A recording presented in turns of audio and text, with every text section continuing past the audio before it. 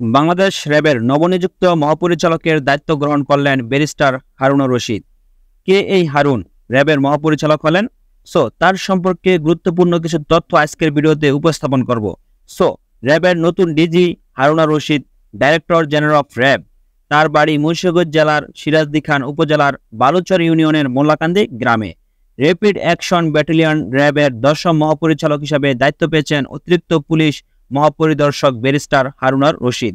29 মে 2024 নিয়োগ দিয়ে স্বরাষ্ট্র মন্ত্রণালয়ের জননিরাপত্তা বিভাগের প্রজ্ঞাপন জারি করা হয়। তিনি 10তম র্যাবের ডিজি হিসেবে দায়িত্ব গ্রহণ করলেন। প্রজ্ঞাপনে জানানো হয়, অতিরিক্ত পুলিশ মহাপরিদর্শক ব্যারিস্টার হারুনুর রশিদকে র্যাবের মহাপরিচালক হিসেবে প্রদান করা হলো। জনস্বার্থে জারিকৃত এ আদেশ 5 জুন 2024 খ্রিস্টাব্দ থেকে কার্যকর হবে। ব্যারিস্টার হারুনুর রশিদ 5 জুন 2024 খ্রিস্টাব্দ হতে বাংলাদেশ র্যাপিড অ্যাকশন ব্যাটালিয়ন র্যাবের মহাপরিচালক হিসেবে দায়িত্ব গ্রহণ করবেন।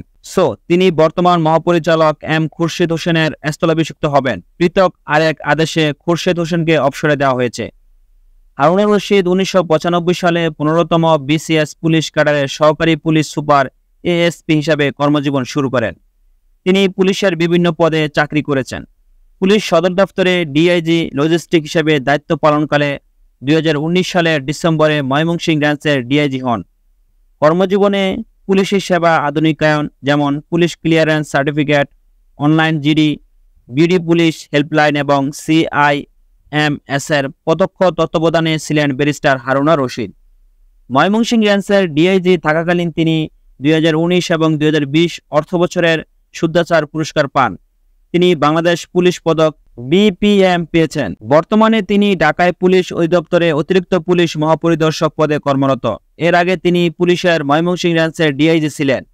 হারুনুর রশিদ 1994 সালে ঢাকা বিশ্ববিদ্যালয় থেকে পরিসংখ্যান বিভাগ থেকে MSc সম্পূর্ণ করেন। 2009 সালে যুক্তরাষ্ট্রের ইউনিভার্সিটি অফ লন্ডন থেকে LLB এবং 2016 সালে ঢাকা বিশ্ববিদ্যালয় থেকে MBA ডিগ্রি অর্জন করেন। তার পিতা আহমদ আলী ছিলেন ব্যবসায়ী। 7 ভাই বোনের মধ্যে হারুনুর রশিদ ষষ্ঠ।